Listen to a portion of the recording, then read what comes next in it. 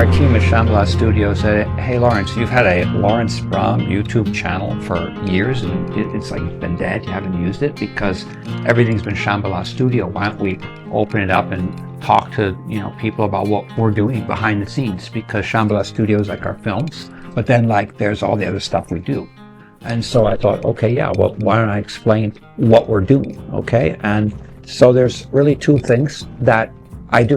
One is I like to explore, understand Tibetan Buddhism, but all spirituality, to understand the science behind it, because I do believe that our own scientific methods have limitations that are self-imposed by the institutions, funding for universities and funding for research that are driven by all kinds of other interests, corporate interests, rather than just trying to understand or unlock how people can be healthy and how people can live healthier lives, and or what actually is beyond life, what's out there, how does the universe really function? Is this just one massive algorithm, or are there many other energies, substances or things out there that we don't understand? And I've always wanted to unlock it, and that's what this journey has been all about. But the other side of me is I've spent my whole life practicing martial arts. I am a firm advocate of kinetic meditation. Okay, and so there are two things I explore, and aside from the Shambhala Studio films, Following Lotus-Born Master, Shambhala, I also do a lot of martial arts films, and we're working on new martial arts films. And the reason is that martial arts is not about fighting. It's actually, it's evolved from earlier meditation forms. We talk about yoga. Yoga is about transformation. Okay, there's different kinds of yogas. There's kinetic yogas involving movement. There's mind yogas involving sadhanas and practices. And of course, if we even go back to the origin of Shaolin Monastery in China, it was Bodhidharma who came from India, who was himself maybe a yogic master, who was introducing many of the breathing techniques that you would see evolve into Chinese Qigong and into all the different martial arts. But at the same time, you have within Tibetan Buddhism all of the secret Tibetan yogas, which are also forms of kinetic movement and breathing to open up the chakras and open up all the connectivity so our body can be connected to the universal field. We talk about body, speech, mind. This is what it's all about. And so really for decades, this has been what I've been doing. And Shambhala Studio Films is an evolution of it. The martial arts films that I'm going to start to release on my channel are also an evolution of it. And I feel that we need to, maybe share all of this with you.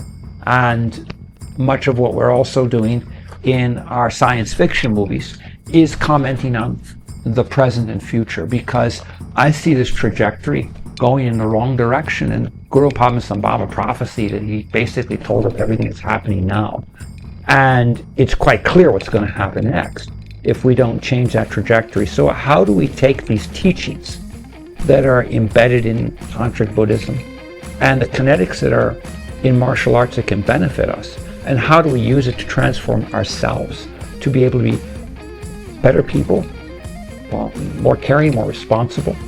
And if we can all do it together, then we can actually be on a pathway to Shambhala. And that's what Shambhala Studios was founded for. And that's what we at Shambhala Studio team is doing every day. And so I thought by, the team has basically said to me, reactivate your own YouTube channel and start to comment directly behind the scenes what we're doing, what's going on. And let's leave the films for the audience, because those are, finished works that we've produced. But let's kind of unplug Laurence and let him talk to you about what's really going on, how we're doing it, and share it with you. And if it's of benefit, then take it and use it. If it's not of benefit, you can switch off the YouTube channel and go to another channel. There's a lot out there. And so, yeah, I'm going to now unplug and start to talk to all of you and walk you through a lot of our journeys from behind the scenes and tell you what's going on and share with you, and explain also why we're doing things in a very different way here, why we're not always following a traditional path. But I also believe that we're now facing a new time when we have to evolve many things, including our Buddhist practices, to be able to apply them to what is now very complex, difficult times ahead that are going to probably get more complex and more difficult unless we can harness control over our own minds and use the mind power that actually belongs to us, take it back and use it in a way that will allow us to, transform ourselves positively and transform everybody around us and go in the right direction. Because I just see too much mess out there. And that mess is created by all of these social structures, corporate structures, political structures that are not intended to benefit mankind or the planet, but just a few people. And, they're benefiting. And can understand that.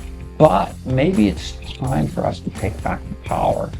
And to do that, we need to first awaken ourselves, transform ourselves. And through that awakening and awareness and alignment of our own energies from negative to positive, then we can work together in a constructive way in our community, with our friends, with our families, with, even bigger groups, even cross-border, in trying to rejuvenate this precious planet that we have. I mean, all of our meditation practices are to be in the moment, to love this place. Why aren't we loving it? Why are we destroying it? Why are we destroying each other? Why is there all of this anger? And to a great extent, this is being created by interests that want to manipulate the resources on the planet. And part of those resources is human mind, human intelligence.